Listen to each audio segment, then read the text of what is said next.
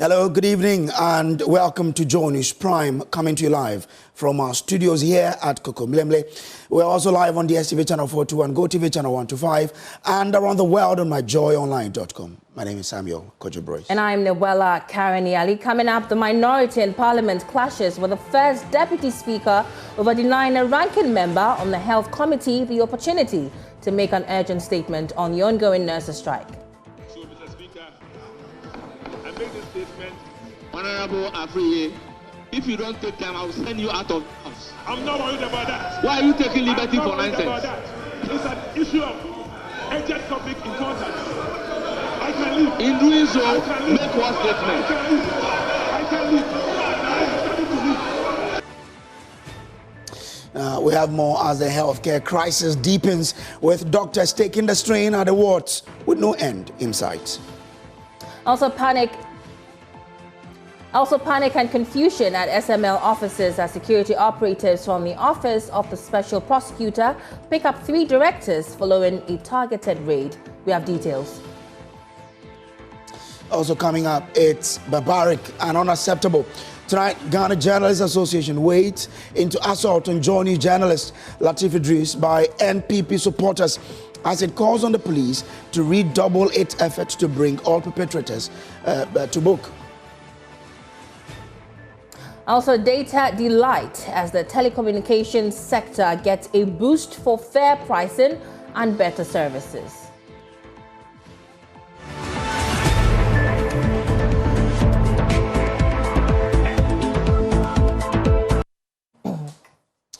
Now, chaos erupted in Parliament Thursday as minority MPs clashed with First Deputy Speaker Bernard Agyapong over his refusal to allow an urgent statement on a nationwide nurses' strike.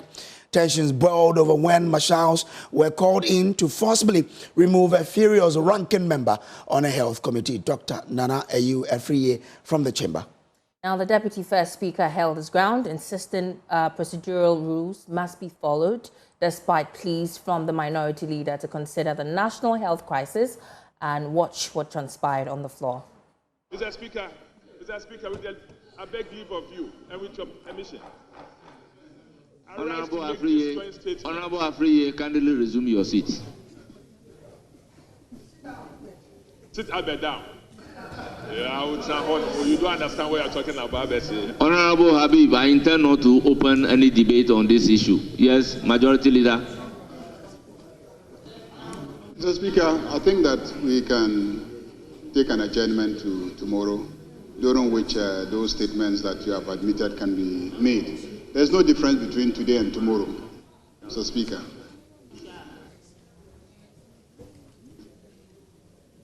Yes, honorable members. Motion. Yeah, Mr. Speaker. I rise to second the motion. Yes, I rise to second the motion. In doing so, Mr. Speaker, I make this statement. Honorable Afriye, if you don't take time, I will send you out of the house. I'm not worried about that. Why are you taking liberty for nonsense? It's an issue of urgent public importance. I can leave. In doing so, make one statement. I can leave. I am ready to leave. What do you mean by in doing so, make one statement? I am ready to leave. You can take me out. I'm ready to leave.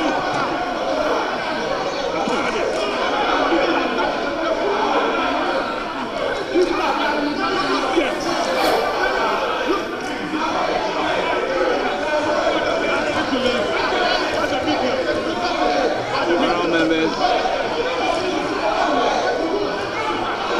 Speaker, we rise to make this statement on an issue of immediate and far-reaching concerns to our country. The ongoing national strike action declared by the Ghana. You are hereby directed to walk Afriye out of the house.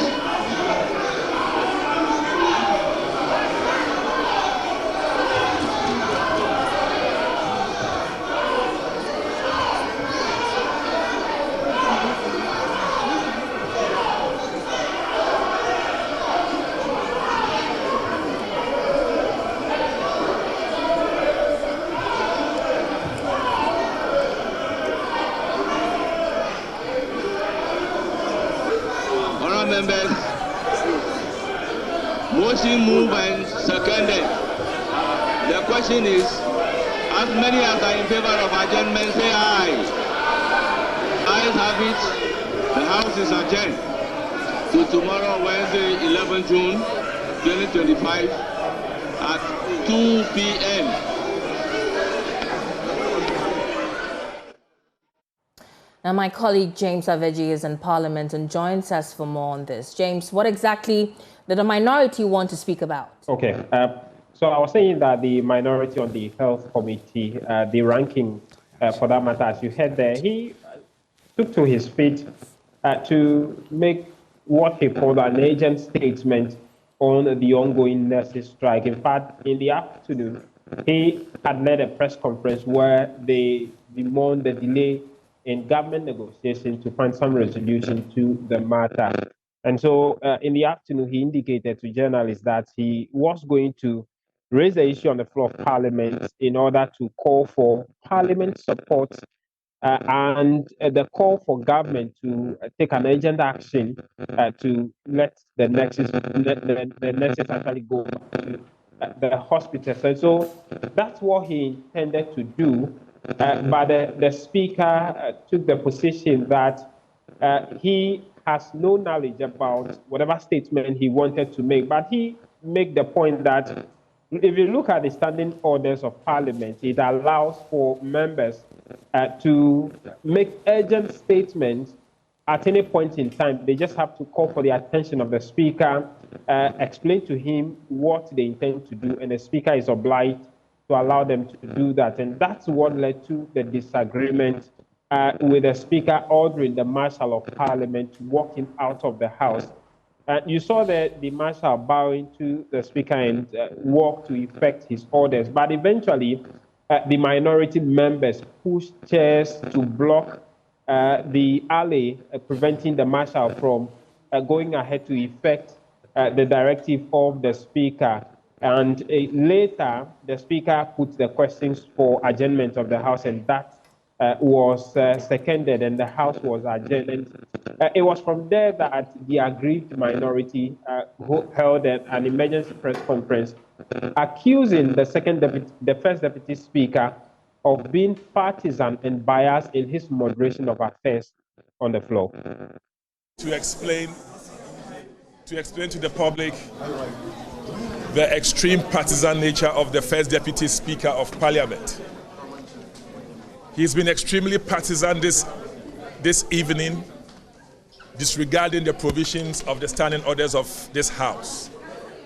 This House has orders, and the order in 93.1 allows for issue of urgent public importance for statements to be admitted. Minority pleaded for him to exercise the highest form of discretion. But the first deputy speaker failed. I think the first deputy speaker has a lot to learn from the speaker himself. The Right Honorable Speaker is extremely liberal, encourages the provision and the execution of the standing orders.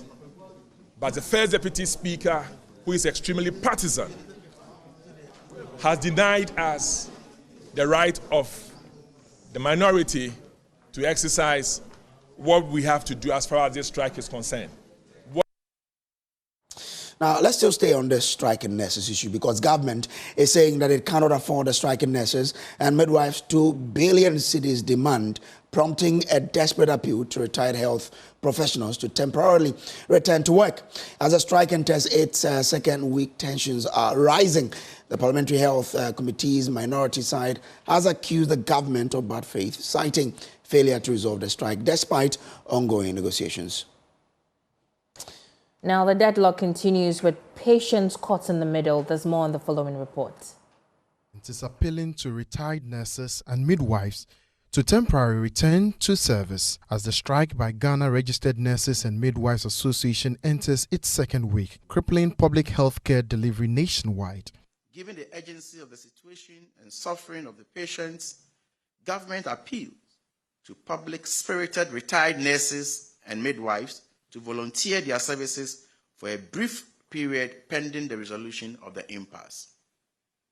We further express our deep appreciation to practicing nurses who have opted to remain at post to help suffering patients and urge others to show similar fellow feeling and assist our ailing compatriots even as efforts are made to address their concerns. Health Minister Kwabena Mintah Akando says the government is open to further talks, urging the striking nurses to return to the negotiation table.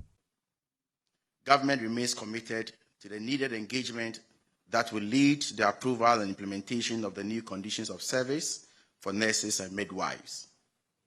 Accordingly, government has directed the Ministry of Finance and the Fair Wages and Salary Commission to, as a matter of urgency, lead the development of a roadmap to ensure a smooth implementation of the process. Deputy Finance Minister Thomas Nyako Ampem warned that meeting the union's demands now could derail economic progress as the improved condition of service were not captured in the 2025 budget. The implementation of the current condition of service that they are demanding will have serious consequences for the budget. In fact, if we fully implement it, we are going to add in excess of 2 billion cedis to the compensation budget. In fact, if we fully implement it, we are going to add in excess of 2 billion cedis to the compensation budget. Meanwhile, the minority in parliament is blaming the Mahama-led administration for acting in bad faith, accusing it of failing to implement the agreement signed with the union last year. The posturing of government must change. It must change. Respect them. Sit with them. Let them know what you can do and what you cannot do. Luckily, we are going to listen to the Minister of Finance soon on the media budget review.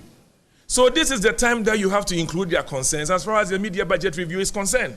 The strike, which began on June 4, has brought operations in over 300 public health facilities across all 16 regions to a near halt. Thousands of patients have been left stranded, with elective surgeries postponed and emergency services limited. As the standoff continues, the political back and forth offers little relief to patients still waiting for care. Now, meanwhile, the impact of the strike has already been felt in many hospitals. Doctors and healthcare providers are working overtime, taking on nursing duties to maintain essential services as the nurses and midwives strike cripples public health facilities nationwide. Now, Clinton Yabwa report from the Agyapong Health Center, where pressure on remaining staff is reaching breaking point. When I entered the Agyapong Health Center, I almost lost my way. The reason is because no one was here. I could cite nobody. So I started shouting and asking for who was around until I met a lady who later said she is a physician assistant and she has been the one taking care of all the patients who have been coming in. Ordinarily, at this particular facility, you'd find people seated at this side of the OPD, which is the waiting area. But because of the strike action, just as you can see, the place is as empty. These people you see here are workers of the laboratory. And so they have no choice but to be at the facility, although they have no nurses to work with. We caught up with the physician assistant, Joanna Awache, who has been the only person attending to patients performing duties of nurses.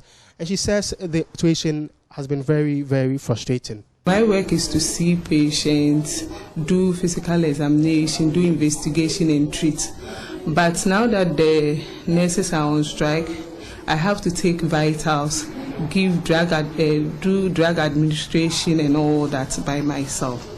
But because the nurses are not here, I have to wait, like if I admit cases and I give medication, I have to wait till the medication is finished before I can go home. Then when I come in, there are wounds to dress to. I have to do wound dressing, do dusting, everything by myself. So it's quite a problem. Well, let's take you around the country for some update on this particular strike. First, to the Western region, where Inathalia Konza is joining us via Zoom. Inathalia, what can you report for us from the Western region? The situation here in the Western region is similarly very frustrating and for doctors and some rotational nurses. So could you let me take you to the Team Hospital, for instance? They have to do with a little over 30 rotational nurses for the facility. And doctors there tell me that it's becoming troubling, it's becoming overwhelming.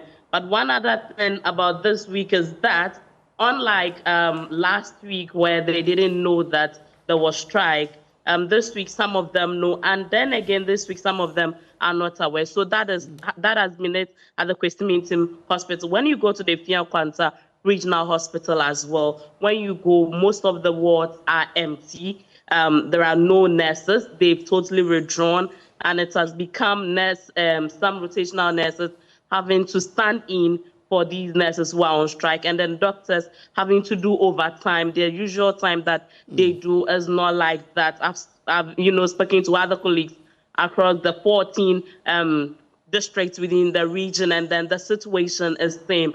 So the Western region is not different from other regions within this country. Inathalia, thank you very much for joining us here. From there, let's cross over to the Upper West region, where Rafiq Salam is joining us. Rafiq, what are the updates from where you are? The situation in the one municipality is not different from what we are experiencing from the rest of the country. But I can report to you that it's even worsening here because the emergency ward of the Wa Municipal Hospital is completely shut down since yesterday. I visited the hospital not long ago. It's still same, and then also there are no patients, and also the nurses and midwives have abandoned this particular facility. Yesterday, when I got to the OPD session, there was only one particular nurse that was there today. They have stopped all OPD services at the hospital, so there's nothing happening at this particular hospital in the Wat municipality. Then from there, I moved to the Upper West Regional Hospital, where I saw lots of patients. Let's say that the medical doctors were really inundated by the maze of patients that were at the facility.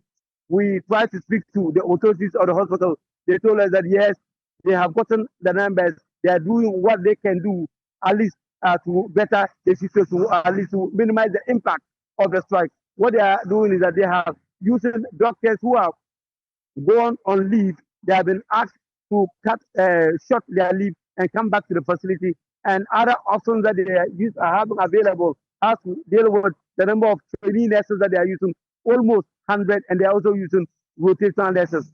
I also visited the LGD Yobet Health Center, where I saw nurses that they were working. But when I tried to inquire from them whether they were from the GMMA, they told me that they were really local nurses who were working in this facility. So those that belong to the GMMA were not at that particular facility. But I can report to you that, Grace, the Upper West is not like the other regions in the country where we have other private facilities. Here in the one municipality, there's only one private facility that people are trooping to, where a lot of patients are gravitating towards, talking about homeland clinic. So when you go there now, at least their facility is really inundated. There are a lot of sea of patients at that facility who the nurses and also the doctors are unable to take care of for now. Thank you very much, Rafiq Salam, joining us from Wa in the Upper West region there. Now, despite the sad situation at public health facilities across the country, the Fair Wages and Salaries Commission says it cannot continue engagement with the leadership of the Nurses and Midwives Union if the strike continues. Now, Chief Executive of the Commission, Dr. George Smith Graham, spoke on the Pulse. According to them, after the meeting we had with them yesterday, because we managed to bring all the stakeholders on board, from the child to GES to all the teaching hospitals. But according to them, they cannot take that decision, although they rejected the proposal. But they said they cannot take that decision until they go to their council. And so they'll go to their council and communicate to us.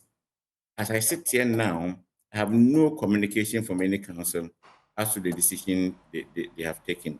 And so that is where we are now. And we'll continue to appeal to them to call off the strike so that we can continue the engagement. We are still engaging. But it is important that they call off the strike because we cannot continue an engagement when they are on strike and they know it. I've dealt with the leadership of the nurses for a very, very long time, and they know me. They need to come to the table. Let's continue the engagement. We've not stopped engaging. We should call off the strike, and once the strike is off, we can all sit on the table and then continue with engagement. That is my only appeal to them. Thank you so much, Doc, for engaging.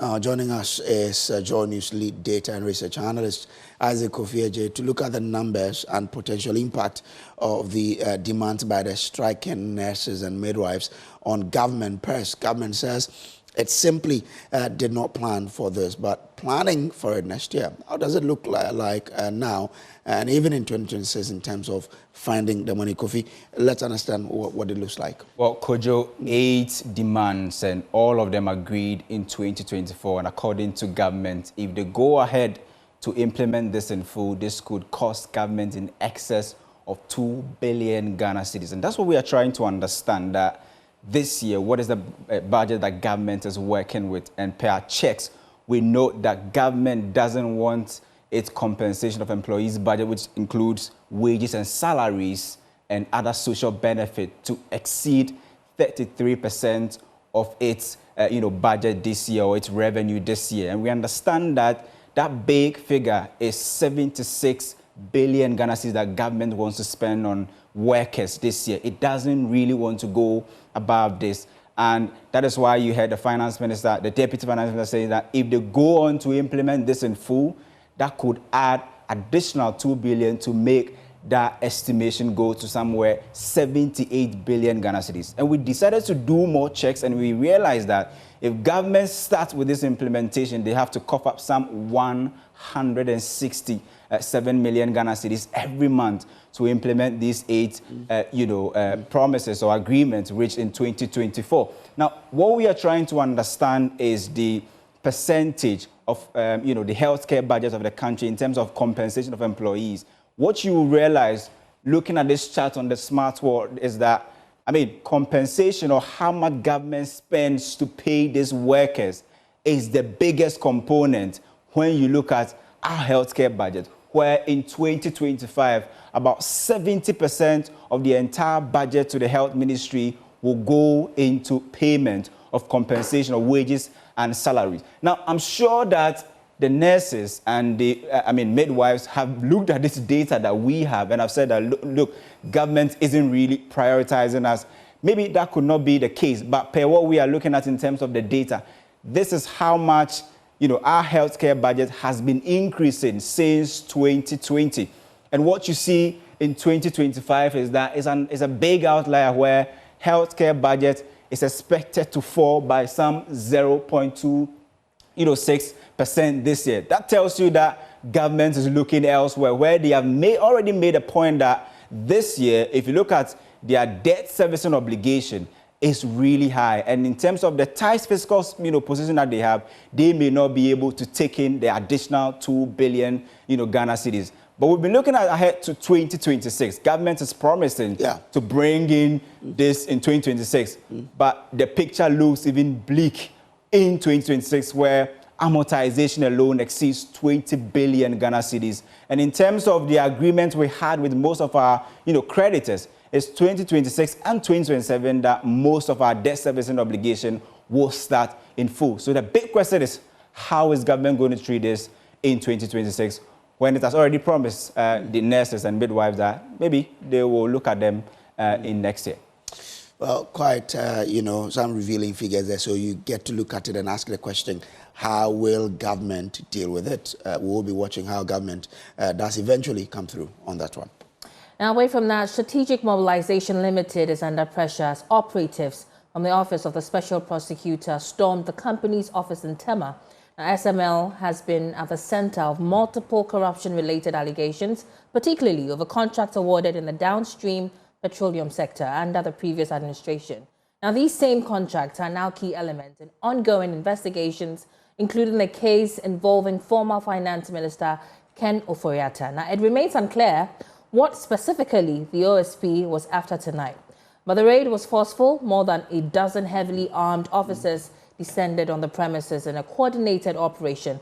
And my colleague Michael Ashali was at the scene and has joined us in the studio for more. So, Michael, walk us through what happened. What was the scene like at the Tema office tonight? So, just as you mentioned, yeah, more than a dozen men, but these men came in a lot of vehicles. At the time that I got there were 3 vehicles, all of them black, and then with the police blue and the usual one, the blue and the red light mounted on all of them, but they were not at one place. There was one at the very far end of the company, one in the middle right in front of the gate, and one at the opposite end of it. They should span around 300 meters all together. But after a few minutes, there was some conversation among the men outside, and then they all drove inside the building. Well, in there, it took around 30, 45, almost an hour minutes, then they all came out. That was when I got a full sense of how many people or how many operatives were inside the building. I counted around 5 vehicles in all, fully full, but I couldn't see everybody. There was only one car where one gentleman had just pulled out his hand where I could see that he was wearing a military uniform. But just before that also, there were some men who were wearing suits and others in the police approach. But these men were fully armed to the teeth, I must say. Just when they took their leave, that's when I approached the building. All this while I'd just been given warning to stay away. So when I went closer to the building, it was when I tried to find the other. But just before I got to it, I heard one man saying that, well, to wait that it will be that is in tree, to translate it will be that they have taken all the items. Well, I don't know the exact items. I tried to ask. Nobody will say anything. But 2 men who worked out, who volunteered some information, want their identity kept under wraps, told me that at least 3 directors from the Tema office were picked up and were along with the operatives from the OSP. He tells me that at least he was told that they are taking them to the office of the special prosecutor, but he cannot confirm, so he had to drive and follow them. Well, we tried to follow up as well, went to the OSP's office, and, well, no activity of a sort outside of the OSP's office. Did you ask whether these people have indeed been brought there? Well, we could not confirm that at OSP's office when we go. The place was eerily quiet, no movement, no vehicles going in and coming in, nothing.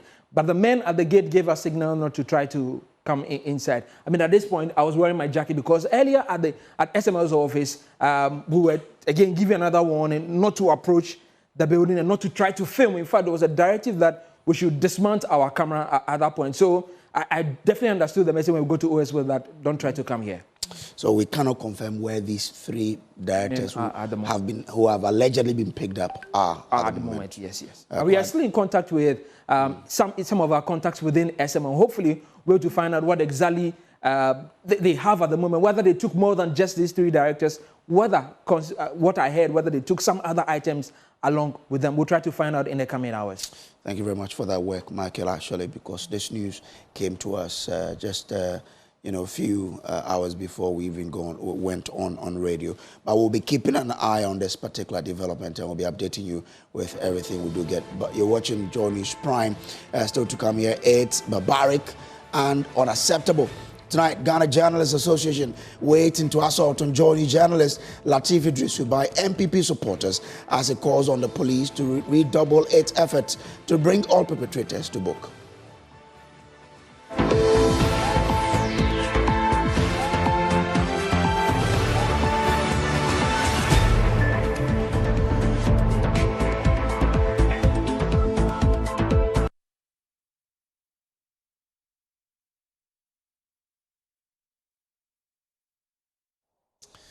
All right, welcome back from the break.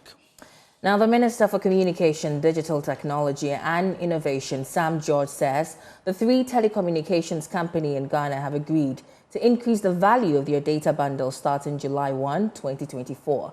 Now, according to, 2025. Now, according to the Minister, Airtel Tigo and Telecom will implement a 10% increase in the value of their data offerings, while MTN, as the dominant market player, will raise its data bundle value by 15%. Now, this adjustment, he added, follows negotiations between the government and telecom operators as part of broader measures to enhance affordability and improve digital access for consumers. Now, Sam George emphasized that the agreement is aimed at ensuring fair pricing and better service quality in the telecom sector. At this juncture, I am pleased to announce that my engagement with the CEOs have resulted in the following specific measures which are to take effect from Tuesday, 1st of July, 2025. Airtel Tigo Ghana, AT Ghana. A 10% increase in all data bundles currently offered by the network. Additionally, the 400 Ghana cedi bundle, which currently offers 195 gigabytes of data, will now offer 236 gigabytes of data. Ghana Telecommunications Company Limited, Telecom. Also, a 10% increase in all data bundles currently offered by the network. Their 400 Ghana cedi bundle, which currently offers 90 gigabytes, will offer 250 gigabytes from 1st of July. Scancom Ghana Limited, MTN. A 15% increase in all data bundles currently offered by the network. And I'm pleased to announce the restoration of the 399 Ghana cedi bundle, which currently has been changed to the 350 cedi bundle that offers 92.88 gig, will henceforth be reinstated to 214 gig for 399 Ghana cedis. Well, Charles Redu Aswakon is Deputy Ranking Member on Parliamentary Select Committee on Communications, and he's joining us now for some conversation. Grateful to you, sir, for joining. Now, I mean, what do you make of this? Government says that, I mean, it has negotiated with telecom companies for them to improve data for consumers in Ghana. This is something Ghanaians have been calling for some time. What's your assessment of this? Grateful for this opportunity. I think that at the outset, let me say that Ghanaians, are right, when we do complain about the price of data, because currently, that the cost of electricity has, shot up. Now we are paying about 14.7% more for electricity. We're also paying about 4% more for water. And then recently, we all heard, the fuel levy, where we have about 1 cedi per liter that's been put on the petrol that we buy. So if, you also have data prices, shooting up, of course, people will complain. So I think that this measure being taken by the minister probably was about trying to, do something about the cost of data, trying to get the telcos to reduce the cost of data. But I have some concerns. Okay. One being that, if you look at the financial situation of 2 of the 3 telcos, like AT and then Telecom, their books are not that good. They owe a lot of service providers, they owe the tower companies. Some are not even paying their taxes to government. This is a huge allegation you're making. You're saying this as a statement of fact that you have evidence to back, or you're just assuming? I'm telling you as a statement of fact that 2 out of the 3, Telecom, and then AT, they are saddled with debt. They are saddled with debt. They owe some of their service providers, and as we speak now, one of them is even yet to pay its taxes that they owe government. So if you ask them, to give people more data, to provide a 10% increase in data, of course they'll find a way of making up for any loss that they incur. Again, Telecom, for example, if you heard the minister, Telecom just about a week or 2 ago did increase its cost of data by 9% recently. And then the minister says that NCA should engage Telecom and then have a conversation. I thought that the right thing should have been, having flouted the law, sanctions must apply. It should be immediate. Rather than going to engage Telecom in a conversation and tell them that, the 9% that you please try. No, we don't do that. Charles, I'm grateful. Charles, I'm grateful to you for joining us here on the Joy News Prime. Now, the Ghana Journalists Association has strongly condemned the attack on Lateef Idrisu, a reporter for Joy News, during his coverage of the detention of NPP Chairman Bernard Nchibosiako, also known as Chairman Wuntumi, at the Economic and Organized Crime Office, EOCO. Now, the attack occurred when a group of NPP supporters who had gathered at EOCO to show solidarity with Chairman Wuntumi reportedly assaulted Lateef. Now, speaking at a press conference, the president of the GJA, Albert Kwabena described the act as barbaric and expressed the association's outrage over the attack. 27th, 2025. The Minority Caucus in Parliament and some sympathizers of the new Patriotic Party, MPP, staged a demonstration in front of the Economic and Organized Crime Office, EOCO, in Accra to solidarize with and also call for the release of the Ashanti Regional Chairman of the party, Bernard Nchibosiako, popularly known as Chairman Wuntumi, who had been detained at the EOCO at the time. Journalists from many media houses were there to report on the demonstration, and while Joy News reporter Lateef Idrisu was live. He asked the police to intensify its efforts to bring all perpetrators in the act to book. GJA stands in solidarity with Lateef Idrisu and Multimedia and assures him and its media house of our full support. Actions of the police on the case. The GJA would like to commend the Ghana Police Service and the Inspector General of Police, IGP Christian Tete Nyonu, for the swift response and the subsequent arrest of a suspect in connection with the deplorable incident. This action sends a strong signal that attacks on journalists will not be tolerated and that the rule of law will always prevail. While acknowledging this crucial step, the GJA urges the Ghana Police Service to redouble its effort to ensure that all perpetrators involved in the attack on Lateef Idrisu are identified, apprehended, and brought to justice without delay. Now, imagine being born to a parent with hearing impairment and having to be that bridge between the hearing and the silent world. Well, that's the story of 10-year-old Regina Osei, who helps her parents communicate with others every day. In our first episode of this Abiled series, my colleague Colin Frimpong shares a story of a little girl making a big difference. It's Sunday morning here in Accra. The Osei family is preparing for church. But this is no ordinary family. 10-year-old Regina Osei is their bridge, a bridge between two worlds.